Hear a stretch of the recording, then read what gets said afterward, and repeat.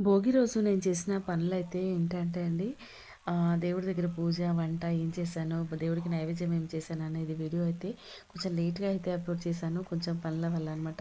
తర్వాత ఇంకా ఏందంటే వాకిట్లో ఇలా ముగ్గులు పెట్టేసి, దుర్సమ్మ దగ్గర అష్టదళ పద్మం వేసి, తర్వాత గొబ్బెమ్మలు పెట్టేసి, గడప కడిగేసి, గడప కడిగినా ఎప్పుడండి లోపలికి అడుగు పెట్టేటప్పుడు కుడికాలే పెట్టాలట. ఇదేమో లక్ష్మీదేవి ముగ్గు అంటారనమాట. ఇది నేను ఇంట్లో అయితే హాల్‌లో వేస్తానండి. కొంచెం పసుపు రుద్ది వేశాననమాట.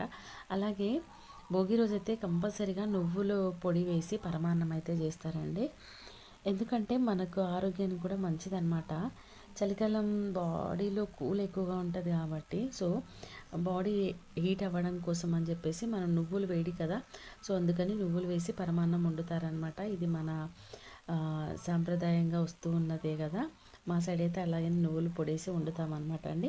తర్వాత పరమాన్నం అంతా అయిన తర్వాత పాలు కొంచెం వేడి చేసేసి కొద్దిగా నెయ్యిలో డ్రై ఫ్రూట్స్ అన్నీ వేయించి తర్వాత ఇంకా పాలు పోసి డ్రై ఫ్రూట్స్ వేసి చేశాను. పరమాన్నం అయితే అసలు అద్భుతంగా వచ్చిందండి. నోట్లో వేసుకుంటే ఇలా నెయ్యితో అసలు స్మెల్ సూపర్గా వస్తుంది. చాలా అద్భుతంగా వచ్చింది పరమాన్నం. ఎందుకంటే ముందు పరమాన్నం వండి పక్కన పెట్టేసిన. ఎందుకంటే మనం పూజ అంతా కంప్లీట్ అయ్యే లోపల అన్నం చల్లగా అవుతుందని చెప్పేసి దేవుడికి ఎప్పుడైనా నైవేద్యం పెట్టేటప్పుడు వేడి వేడిదా కాలేది పెట్టొద్దంట అండి. కొంచెం గోరువెచ్చగా ఉన్న ప్రసాదం మాత్రమే మనం దేవుడికి నైవేద్యంగా పెట్టాలి. నైవేద్యం పైన కంపల్సరిగా కొంచెం నెయ్యి అయితే వేయాలన్నమాట. పరమాన్నం వండినప్పుడు గోరువెచ్చగా ఉండాలి. దానిపైన నెయ్యి వేసి పెట్టాలన్నమాట. మనం నెయ్యి వేసి వండినా కూడా పైన నెయ్యి 2 చుక్కలు వేసి పెట్టాలట. ఒక గురువుగారు చెప్పడం విన్నా అనమాట. అలా దేవుడికైతే నైవేద్యం పెట్టేసి ఇంకా హారతి ఇచ్చేసి పూజ అయితే కంప్లీట్ చేసుకున్నా అండి. కాస్త లేట్ అయింది కానీ ప్రశాంతంగా అయిందనమాట. తర్వాత వచ్చేసి ఇంకా నేను వంట అయితే పెద్దగా ఏం చేయలేదండి. సింపుల్గానే చేసేసాను అనమాట. ఇది వచ్చేసి వేడి వేడిగా రైస్ పెట్టేసిన కుక్కర్లో. ఇంకా అదేంటి కర్రీ చేయడానికి టైం లేదు. సో ఇదైతే మేము తీయపప్పు అంటాము. ఇందులో ఓన్లీ జీలకర్ర, పసుపు, కొంచెం 2 చుక్కల ఆయిల్ వేసి కందిపప్పు ఒక 2, 3 విజిల్స్ పెట్టేస్తే ఇలా పప్పు అవుతుందండి. అది తీయపప్పు అంటాము.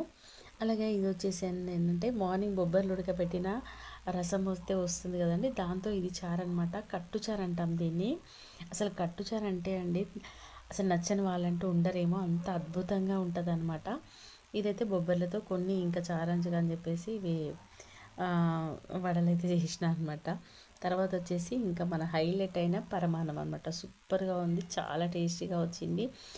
అసలు దేవుడి కోసం వండిన పరమాన్నం అని ఏదైనా ప్రసాదం చేస్తే అండి చాలా బాగుంటుంది. అసలు అద్భుతంగా ఉంటుంది, అమోఘంగా ఉంటుంది అనమాట. దేవుడి కోసం వండుతాం కదా, అందుకనేమో మరి. ఈ వీడియో నచ్చితే తప్పకుండా లైక్ చేయండి.